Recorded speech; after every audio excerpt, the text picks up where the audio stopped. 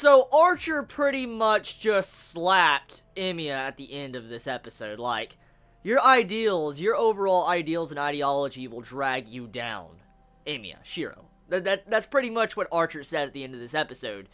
And the end of this episode raises a lot of questions. It has a lot of mystery behind it. But one thing I want to take a moment to discuss about this episode that really shocked me as an anime watcher was the overall dialogue with, like, how Emiya's body was off-center by 7 centimeters. And I'm like, what the fuck? Like, how the hell does Archer know that shit? And then it's not just that. He also says that Emiya was numb and he, like, should be going through necrosis. And I'm like, fucking necrosis? Like, what? Like, whoa, that's some serious shit right there. When I heard, you know, Archer bring that up when he, like, was putting his hand on his back, I'm like, that's some serious shit. So, a lot of questions have been raised because clearly at the end of this, Archer states that he has been through this. With Archer saying that he once lost an arm, I'm like, what the fuck? So Archer lost an arm.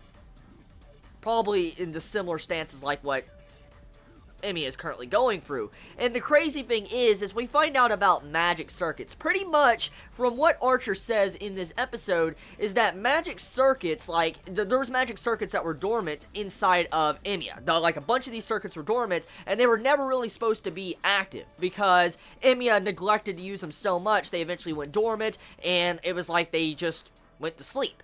And when Emiya decided to use these last episode, when he was fighting the fucking teacher that wrecked Saber, pretty much that was like a shock to his body. It's like a shock to his nervous system because he forcefully awakened his magic circuits out of nowhere, and it caused his body like to go into a state of shock, or his magic circuits, whatever it is. And that really interests me into the series a lot more. Like, to see the writing and intelligence there of how the writer of this series decided to really go in depth with the magic, about magic circuits and necrosis and all that, I'm like, whoa.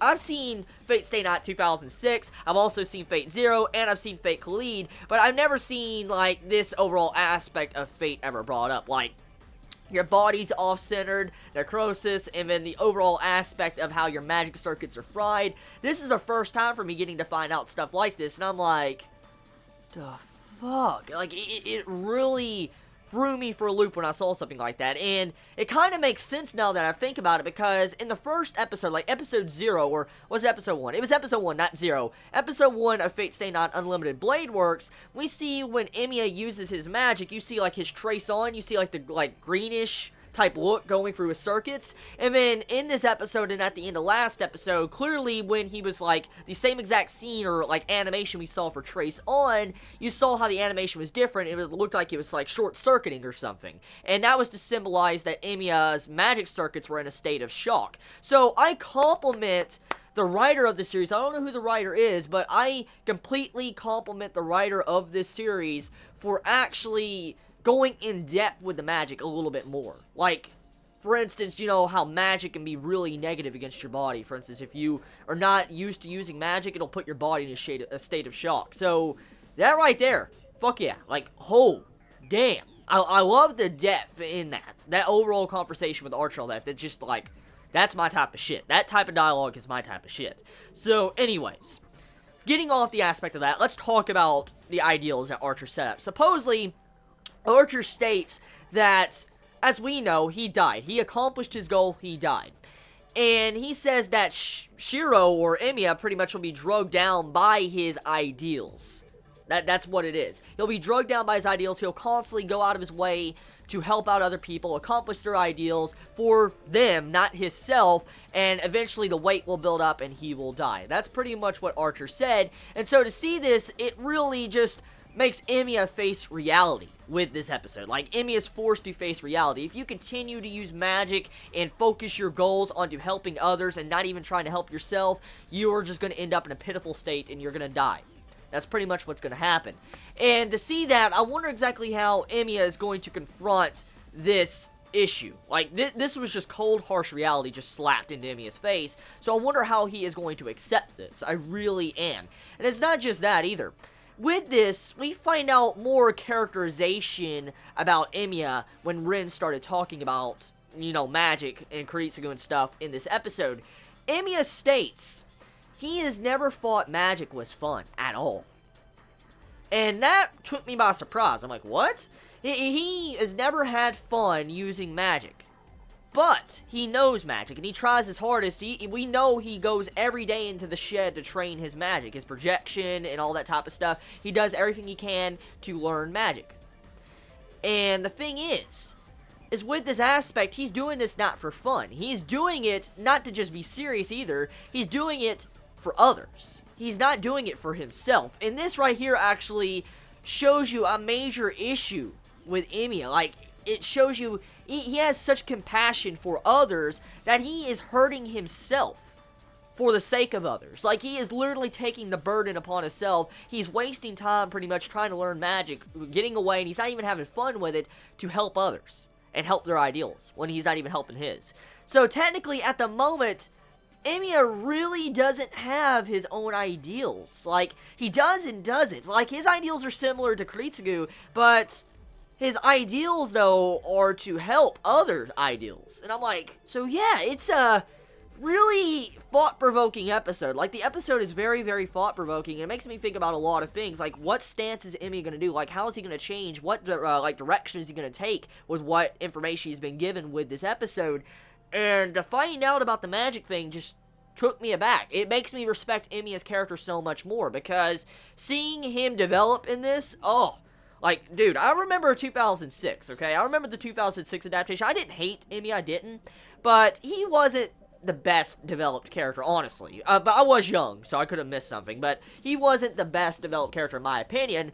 And when I saw this, like, the way they're doing it in this adaptation, getting to find out the characterization of Emiya really shocks me. Like, I am really shocked to see his development, to see how he is portrayed. And I mean, damn, I really need to go back and watch the 2006 adaptation since I got it yesterday, since a fellow Chibi, Justin, sent it to me. I definitely need to go back and watch 2006 adaptation to see the differences between this adaptation and the other one. Besides the animation, of course, I just want to see the differences.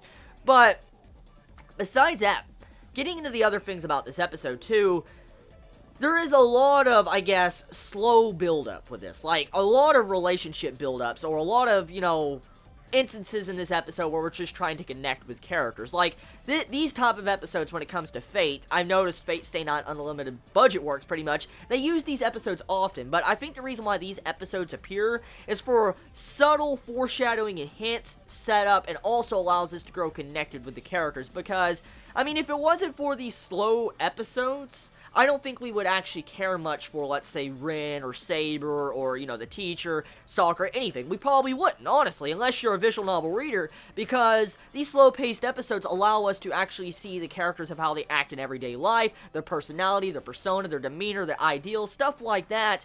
And to see stuff like this, it allows us to eventually grow attached to these characters, and I really respect how, this is being done with this adaptation. I'm actually being able to grow attached to characters without it being forced to my face with development. And that right there, I will fucking clap.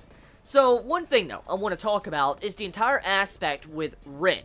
And once again, the differences between Rin's household and Emiya's household. We see once again another aspect that is just completely opposite, and how once again Kuritsugu is not an actual real mage, or how he is like a failure of a mage, or he's just so weird when it comes to being a mage. That's the proper term I can say, because I don't want to put my boy Kuritsugu down. Pretty much, Rin says that Emiya's home is open, free, you can feel human emotion, stuff like that. It's just a very open environment, and it's really free compared for a mage home that Emiya stays in. And Rin says onto this, like, it's a really nice home, and she respects what Kuritsugu do with this house. And the thing was, Rin brings up, like, her household was kind of different. Like, the exact opposite. So to see this characterization, a little bit of backstory development on Rin, it really shows you. And I just love, I'm not going to have any spoilers, but I just love the connection with Fate Zero and Fate Stay Night. Oh my god. When I see the looks in their eyes and their facial expressions, I just have to commend the writing and the way it's portrayed in the animation. That's something I really love. When I see like the similarities or the references to Fate Zero, I'm like, damn. Like, the Saber moment. The Saber moment when Emi was talking about Kuritsugu and you saw Saber look down all sad and then put a smile on, a fake smile. I'm like, fuck. Like, holy shit. Very powerful. This episode was very powerful, set up a lot, and it also states that maybe even Castor might self-destruct if get cornered. That's another setup with this episode. So, if Castor pretty much gets cornered and is about to die, Castor might self-destruct to kill everybody around. Really interesting. Really, really interesting.